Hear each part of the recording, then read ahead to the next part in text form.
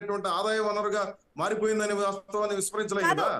బహుశా ప్రతిపక్ష నాయకులు ఎంతసేపు ఆ మద్యపాన నిషేధం అనే అంశంపై మాట్లాడుతున్నారు కానీ ఇంత పెద్ద ఎత్తున సంక్షేమం జరుగుతుంది అనే అంశాల్ని ఎంతమంది లబ్ధిదారులు ఉన్నారు ఇళ్లలో? నేను ఇంతకు ముందు చెప్పినట్టుగా ప్రతి ఇంట్లో కూడా, ఇంతకు ముందు జగన్మోహన్ రెడ్డి తన స్పీచ్ లో కూడా ఈ రోజు సభలో కూడా అదే మాట్లాడడం జరిగింది. ప్రతి ఇంట్లో ప్రతి జనరేషన్ కి ఏదో ఒక పథకం అమలు చేసాం.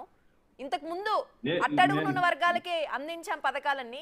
ఈసారి కొంచెం మిడిల్ క్లాస్ లెవెల్ కి మా మేనిఫెస్టోని అప్గ్రేడ్ చేస్తామని చెప్తున్నారు. అమ్మఒడి రూపంలో వచ్చి మీరందరూ మాట్లాడుతున్నప్పుడు కూడా, ప్రతిపక్ష నాయకులందరూ మాట్లాడుతున్నప్పుడు కూడా అమ్మఒడి విషయంలో కూడా ఇంట్లో ఎంతమంది ఉంటే అంతమంది పిల్లలకి ఇస్తారనేది చెప్తున్నారు తప్ప ఇద్దరు పిల్లలకి అది అమలు చేసినట్టే. ఆల్మోస్ట్ 50% అమలు చేశారా అంటే మేబీ ఆ పర్సెప్షన్ కూడా ప్రజల్లో ఉందనుకోవట్లేదు. ఎంతమంది పిల్లలు ఉంటే ఎస్ సార్. ఏమండి నేను అనేది మద్య నిషేధం ఒకటి కాదు నేను చెప్పేది. ఈ రోజు ఎన్ని పథకాలు ఇచ్చినా వీళ్ళ ఇళ్ల దగ్గర నుంచి ఇవ్వడం లేదు కదండి. మొట్టమొదటి అంశం ఇది. ప్రజల డబ్బుల్ని మీరు పంపిణీ చేస్తున్నారు.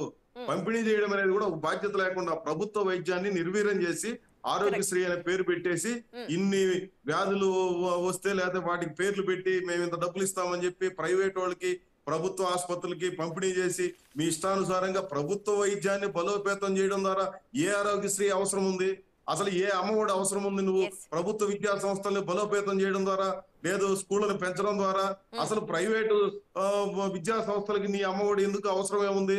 నువ్వు నిజంగానే ప్రభుత్వ విద్యను బలోపేతం, నువ్వు ఇంగ్లీషు విద్యను అందిస్తున్నాము, మేము బైజూస్ అంటారు, టెక్నాలజికల్ గా చాలా బ్రహ్మాండమైనటువంటి ఇది మాకు వచ్చిందని చెప్పి అనేక సందర్భాల్లో చెప్తుంటారు కదా. మీ అమ్మఒడి ఎందుకు, నాన్నఒడి ఎందుకు? మీరు ప్రభుత్వ విద్యాలయాల్ని స్టన్నం చేసేది వదిలేసి ప్రభుత్వ విద్యని నిర్వీర్యం చేస్తూ విద్యా సంస్థలను బలహీనపరుస్తున్నటువంటి పద్ధతి వదిలేసి మేమేదో ఇచ్చామంటే వీళ్ళ దగ్గర నుంచి తెచ్చిస్తున్నారా? ప్రజల డబ్బుల్ని వాళ్ళు పన్నుల రూపంలో చెల్లిస్తుంటే మీరు ఈ పథకాలన్నీ చంద్రబాబు నాయుడు గారైనా, జగన్మోహన్ రెడ్డి గారైనా, లేదు కిరణ్ కుమార్ రెడ్డి గారైనా, రోషే గారైనా, రాజశేఖర రెడ్డి గారైనా ఎవరైనా ప్రజల డబ్బు ఇస్తున్నారు. ఆ విషయాన్ని విస్మరించి మేమేదో చేస్తున్నామని ఇదొక ఇది చెప్తాం బాగా బజాయించుకునే కార్యక్రమం. బ్రాడర్ పర్స్పెక్టివ్ లో మాట్లాడితే మీరు చెప్పేది 100% కరెక్టే. కానీ అటువంటి సిచ్యువేషన్ మన రాజకీయాలు బేసిక్ గా మాట్లాడాల్సిన మీరు ఒక విషయాన్ని ప్రస్తావించారు రూపా గారు.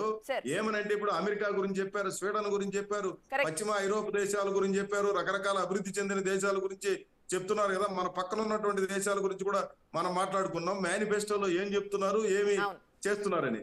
నేను సూటిగా అడిగేది ఏమంటే తెలుగుదేశం గానీ లేదా వైసీపీ నాయకత్వాన్ని గానీ ఈ రోజు మినిమం వేజ్ అనేది మేనిఫెస్టోలో ఎందుకు ఉండదండి?